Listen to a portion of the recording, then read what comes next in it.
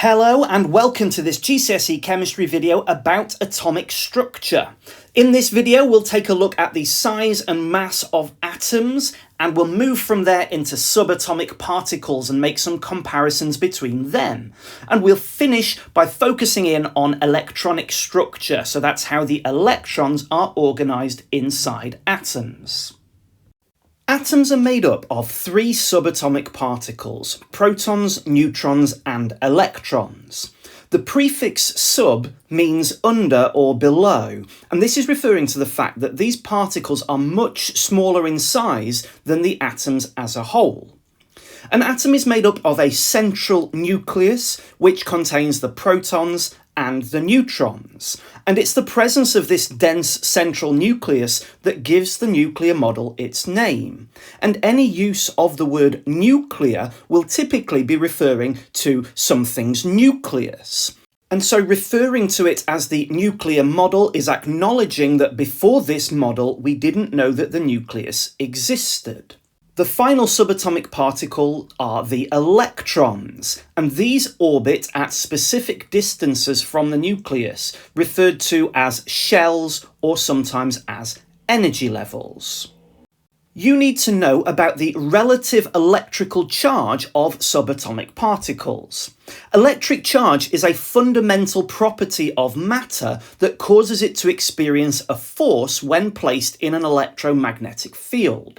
And we use the term relative charge as a way of describing the charge of these particles compared to each other, and that's what the use of the relative is for. Protons are positively charged, and we write this normally as a +1. Neutrons have no charge, and we just write this as a 0, but we can also refer to these particles as being neutral. Electrons are negatively charged, and we usually write this as -1. We know that atoms have no overall electric charge, and so in an atom, the number of negative electrons found in the shells is equal to the number of positive protons found in the nucleus. Electrical charge is the reason why electrons orbit the nucleus. Electrons have got a negative charge, and the nucleus overall is positively charged due to the charge of the protons, and so the electrons experience an attraction to the nucleus, and that keeps the electrons in orbit around the nucleus. And this type of attraction is referred to as an electrostatic attraction between the nucleus and the orbiting electrons. All elements have an atomic number, and this is the number of protons in an atom's nucleus. All atoms are shown in the periodic table with two numbers, and the atomic number is always the smaller of the two, and this is usually shown as the bottom number. And for this example, we're using the element carbon, and the atomic number is this bottom number, which is a 6, and that means that carbon has 6 protons. All atoms of a particular element have the same number of protons, and so this means that all the atoms of carbon in the entire universe will have 6 protons. Atoms of different elements have different numbers of protons, though. For instance, the element nitrogen has an atomic number of 7, so it has 7 protons. Oxygen, meanwhile, has an atomic number of 8, and so it will have 8 protons. And hydrogen has the atomic number of 1, which means it only has 1 proton. Atoms are very, very, very small, and they have a nucleus at their centre which is really dense, and it contains almost all of the mass of an atom. In fact, most of an atom is empty space. The radius of an atom is about 0.1 nanometers, or 1 × 10 to the -10 meters, or, if you don't like standard form, 0.00000000001 meters. But standard form makes our life much easier. This will obviously vary from atom to atom because atoms are not all the same size. The nucleus of an atom is much smaller even than that. the radius of the nucleus is about 1/10,000th of the radius of the atom. So in other words, the nucleus is 10,000 times smaller than the whole atom. And so really, it's very difficult to show the nucleus to scale on the diagram of an atom. And so we talk about it mathematically when we need to make some comparisons and say the radius of an atom is 1 times 10 to the minus 10 meters, whereas the radius of the nucleus is about 1 times 10 to the minus 14 meters. Subatomic particles are incredibly small, and so it's very difficult to measure their mass. As a result of this, in the same way as with electrical charge, we compare the masses of these particles to each other. And the relative mass of a subatomic particle is a way to describe the mass of particles compared to each other. Protons have a relative mass of 1, and so do neutrons. This doesn't mean 1 kilogram or 1 gram. The fact that they're both 1 means that they have equivalent mass. And so if we had a proton on one end of a very, very small seesaw and a neutron on the other end, the seesaw would be perfectly balanced. And so therefore we can say that the mass of a proton is equal to the mass of a neutron. Electrons have almost no mass. For GCSE Chemistry, it's okay to say that they are very small, but some books do give their mass as having a value of 0. But this isn't quite right. If you had a proton on one end of that same seesaw as before, you would need nearly 2,000 electrons to make that seesaw balance. As well as an atomic number that we've already mentioned, atoms also have a mass number. The mass number of an atom equals the number of protons added to the number of neutrons, which makes sense since protons and neutrons are the only subatomic particles with noteworthy mass. In the periodic table, all atoms are shown with their name and their chemical symbol, as well as their atomic number and mass number. Atomic number is equal to the number of positive protons in an atom's nucleus, and so since sodium here has got an atomic number of 11, that means it has got 11 protons. And since atoms have no overall charge, that means that the number of positive protons is always equal to the number of negative electrons for an atom, and therefore sodium has 11 electrons. The mass number for sodium is 23, and remember, mass number is the sum of all the subatomic particles that have got mass. In other words, it's found by taking the number of protons and adding that to the number of neutrons. And so since the mass number of sodium is 23, and we already know that it has got 11 protons, 23 is equal to 11 plus the number of neutrons in a sodium atom. And so therefore, sodium must have 12 neutrons.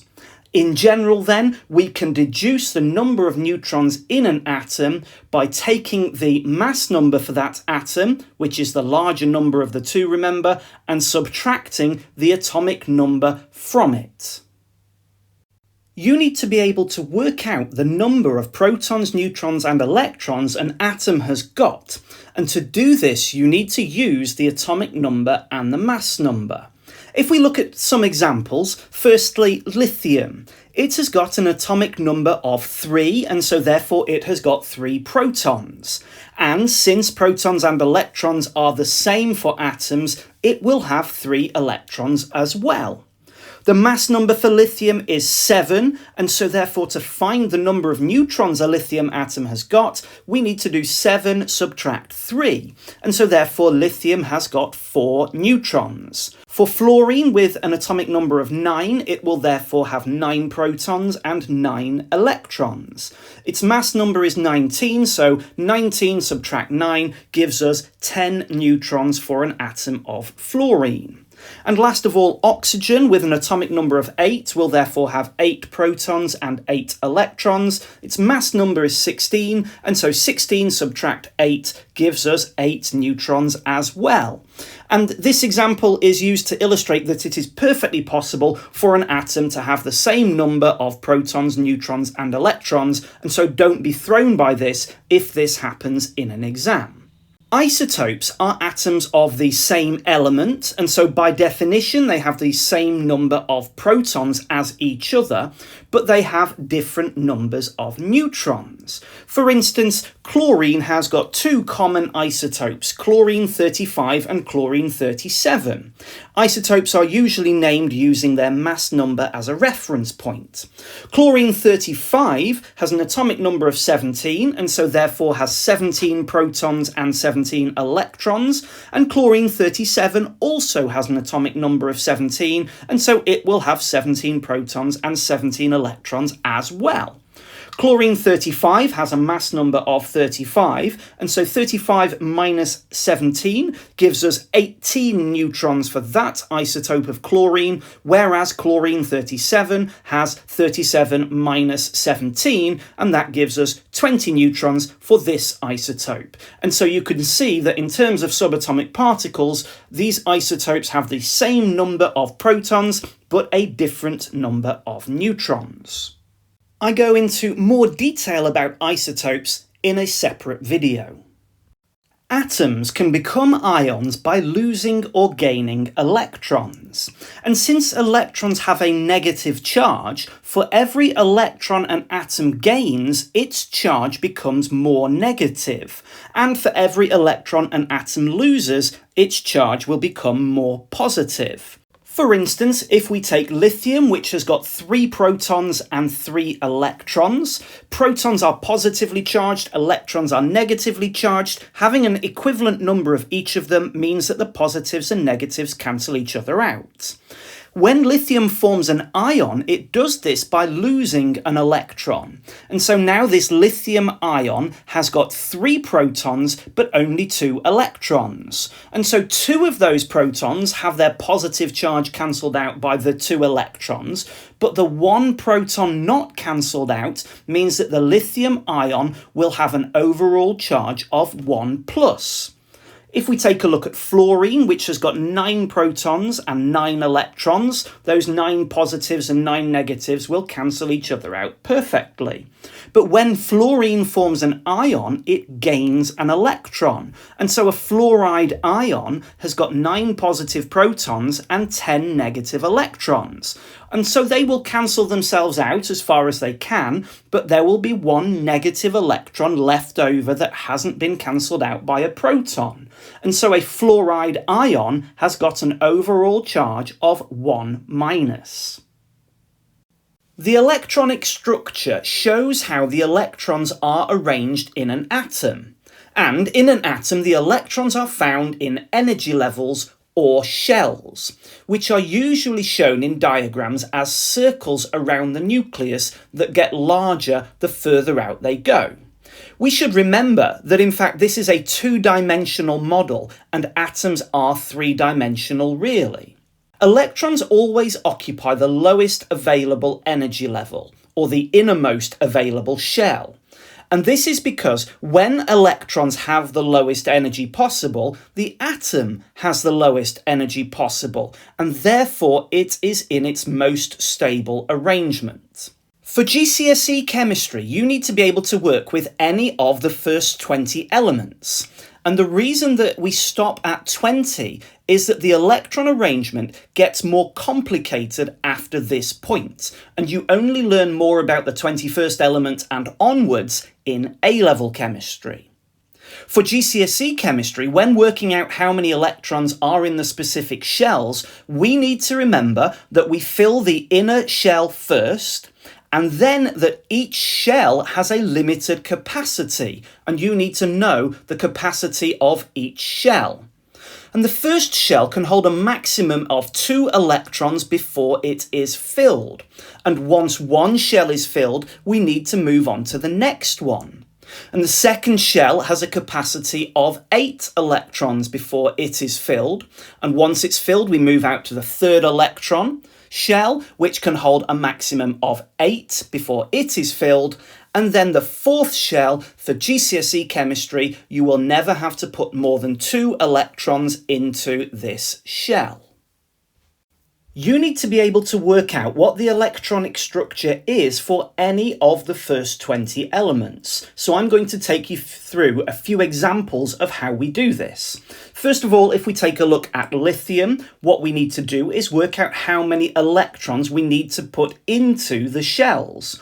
Well, lithium has an atomic number of 3, which means it's got 3 protons, and so therefore, as an atom, it will have 3 electrons as well. We need to remember to fill up from the innermost shell first, so that has a capacity of 2, so we put 2 electrons into there. And then we've got 1 more electron to put in, so that goes into the second shell. I've been using large crosses for my electrons, but it is okay to use dots as well. This type of diagram is often referred to as a dot and cross diagram, but if you do choose to use a dot, make sure it's a really clear dot that is obviously not a random spot on your paper.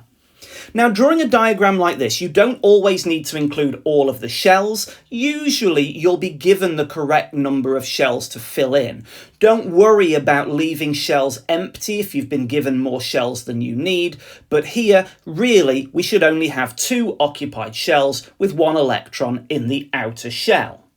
It can be quite time-consuming to draw electron shell diagrams like this, and so sometimes we can write the electronic structure just simply as numbers instead of with a diagram. And when we do this, we're simply counting the number of electrons in each shell. So lithium has got 2 electrons in its lowest energy level, or its innermost shell, so we'd write a 2, and it's got 1 in the next energy level, or the next shell, so we'd write a 1, and we'd separate the numbers with a comma, and so we'd write 2, 1, and that is showing 2 in the first shell and 1 in the outer shell.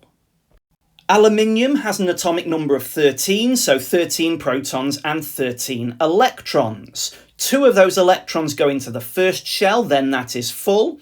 8 electrons can go into the next shell before that is full. We've used 10 electrons so far and we need to bring it up to 13. So that means we have 3 electrons left over. That goes into the third shell, so there are 3 electrons in the outermost shell. This is it as a diagram. In numbers, we would write 2 for the first shell, then a comma, then 8 for the second shell, and 3 for the final shell, because there are 3 electrons in that outermost shell. Chlorine, with an atomic number of 17, has got 17 protons and 17 electrons. We put 2 into the first shell, 8 into the next shell, then that is full. Moving on to the third one, we've got 7 more electrons to put in. The third shell can hold 8, so it is not filled with these 7, and so the electronic structure for chlorine is 2, 8, 7. 7 electrons in that outermost occupied shell. For my final example, I want to look at potassium. It has got an atomic number of 19, so 19 protons and 19 electrons. We put 2 into that first shell, then it is filled. 8 in the next one, then that one is filled. That takes us to 10. We've got 9 more to put in. The third shell can only hold 8 before it is filled, and so that means we've got 1 last electron left over to go into the fourth shell. And so potassium has the electron arrangement 2, 8, 8, 1. 1 electron in that outermost occupied shell or energy level. Okay, that's the end of this video. Thanks for listening.